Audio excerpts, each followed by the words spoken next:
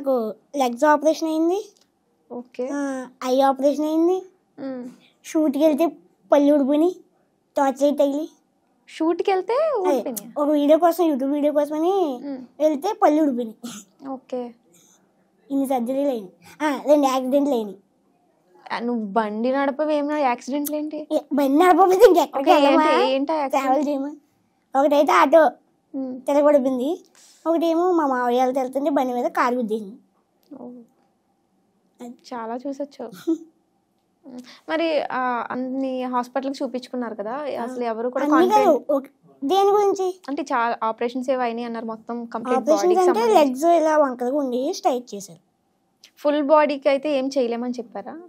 Body height పెరగడం కదా, height అదే జార్ఖండ్ వెళ్ళాలి, అక్కడ మంత్లీ 1 ఇంజెక్షన్.